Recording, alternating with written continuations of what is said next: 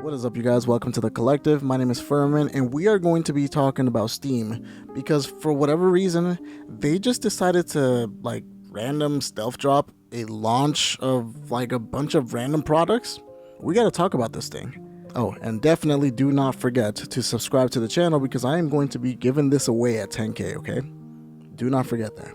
But before we get into that, don't forget to like this video, share this video, and subscribe to my channel for more awesome content just like this. All right, let's get into it. Okay, so we are going to go in order of things I am least excited about to the things I am the most excited about. And I guess we should probably start by talking about the Steam Deck because it's not really an announcement. I mean, they basically just added the Steam Deck to the video because it's like the Steam line of products, and the Steam Deck is really the genesis of all of this. So yeah, the Steam Deck is there. The Steam Deck is absolutely amazing. It is an awesome way to play retro games and also to play Steam games. You know, it's basically like a baby PC. That's how I like to think of it. And it's amazing. I mean, if you don't have one now, like, you definitely don't want one, and it definitely doesn't appeal to you. But if you're in the market for that, you know, definitely buy a Steam Deck, and preferably the OLED version, because that is the better, superior version. There is no updates on the Steam Deck other than the fact that there's nothing substantial to update to. So the next time we get a Steam Deck, it's probably going to be something really big. So yeah, but we have no idea how far away from that we are. So, you know, don't hold your breath. Now, the next thing seems to be the Steam Frame, which, I mean, it's VR, and I am not exactly the biggest fan of VR. I mean, I've tried the PS4 VR, I tried the PS5 VR, and they're cool. I mean, they're really decent. You know, they're just not anything that I'm super into. But if you are into the VR realm of things, then, you know, this might be something that appeals to you. I mean, it's basically like a Steam Deck, but it's VR. It's strapped to your face. So, you know, the specs, I'm just going to show you guys a picture of all the specs. And it comes with like two little nubby looking controllers. And yeah, I mean, it's really cool. It's got Wi-Fi 7, you know, all of the latest processor, you know, the Snapdragon, all that good stuff. It does come with two different options. So one is 256 gigs and one is a terabyte. Which, I mean, 256 gigs, that's like barely anything. That's like 3 or 4 games at this point. But yeah, I mean, it is cool.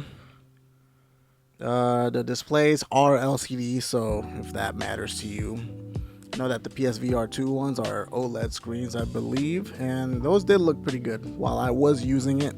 It's just not something that I'm super into, so I could care less about this one. This one is not even on the radar for me, really.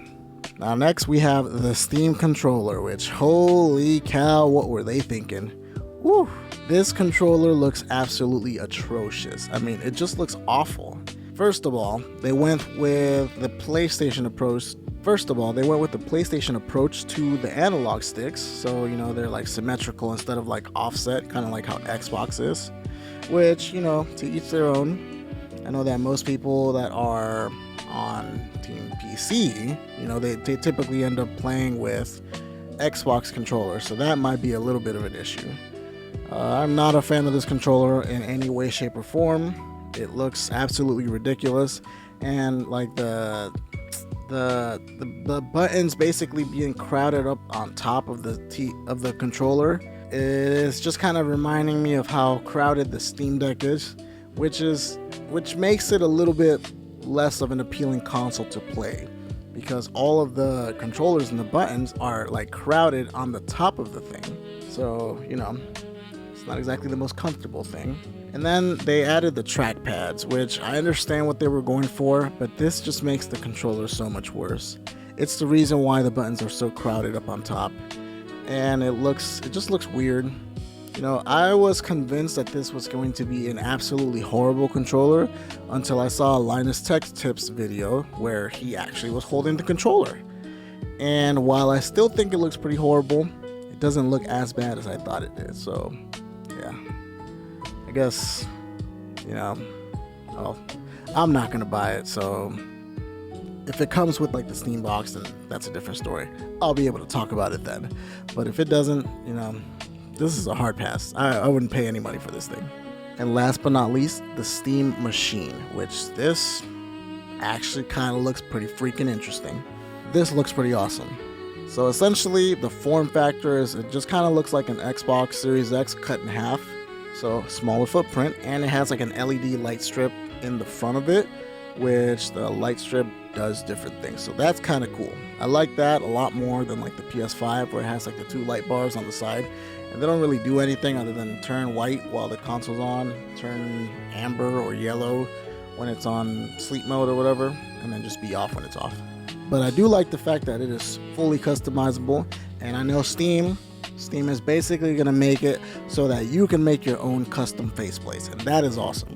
They showed off a bunch of different style ones, and some of them look really cool, but we got to get something real nerdy for that. It is really cool because you're going to be able to hook your keyboard and mouse up to it if you want to, or you can connect the Steam controller or virtually any controller. Like, you should be able to hook up your PS5, Xbox, heck, even your Joy-Con controllers will, pair to this thing via Bluetooth, which makes it so much better. It's essentially like bringing PC gaming to the couch. That's the way I see it. And the cool thing about this is that since this is all connected to Steam, all of it is going to be connected. So you can basically take your game files, you can save, cross save, you can play it you can essentially be playing the Steam Machine and then, need to leave and be on the go, and then take your Steam Deck and then play and basically carry your save file and play that way portably. Now, this is the part where I show you all the tech specs for, any of you nerds that really like all of that stuff. But the coolest thing that they mention is literally the fact that you're going to be able to play games at 4K 60. Some games are going to be able to support ray tracing and things like that. So literally, it's essentially doing what most of these new consoles are doing. But you can just emulate.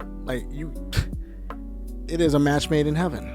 So yeah, honestly, I'm super excited for this thing. I think it looks really cool. I think it's going to be amazing, and I think it has the potential to, put a dent in console gaming. Essentially, you are getting something that you can play big AAA games, and there's a chance they might even look better than what most of the modern consoles are doing right now. And on top of that, you have access to this gigantic backlog, which is literally Steam. I was able to buy Sonic Adventure 2 Battle on that thing. And that game is like 20 years old or something like that. It's insane. And they're still supporting it.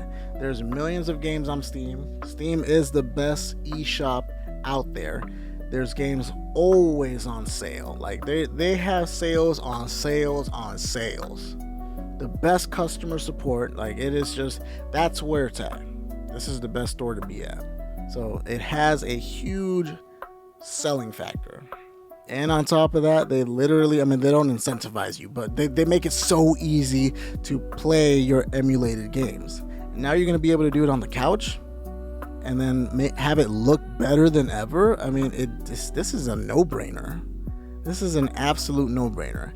Now, the only thing we don't know yet is the price, and that is the issue that I have right now. That is why I'm not 100,000% sold on it. I think it's going to be $400 to $500. I really feel like $400 to $500 makes sense for this thing. It's the perfect place to be competitive with things like the Switch 2 or the PS5 or whatever's left of the Xbox. Those consoles are just getting more and more expensive. The only one that's relatively close to that is the Switch 2. And, there's a lot of games that it's going to be able to run better than the Switch 2 if we're being honest. Yeah, honestly, I think that's the only thing that's got me a little worried. Everything other than that looks amazing on this thing. And the controller. The controller looks like booty too. But other than that, this thing's gonna be pretty sick. So I can't wait to see what happens. I'm still on the fence when it comes to buying it. I'm not 100% sure. If it's that price, like I mentioned, $400 to $500, and that's probably fair. I'd probably take the plunge if it was that. But if it's like 600 to 700, I don't know. I don't think that makes a lot of sense. Alright guys, that is the end of the video. Hopefully you guys enjoyed it, and don't forget I am giving this away, so please subscribe. I don't want this to be in the layer anymore, okay? I'm tired of looking at it. I want to get rid of it. And as always guys, do not forget to like this video, share this video, and subscribe to my channel for more awesome content just like this. And we will see you guys on the next video. Peace. No outro. That's all I have to say. Oh yeah, the Analog 3D is finally coming. They finally sent us an email and it says it's going to be shipping any day now. Woo! Okay, that's it. Bye.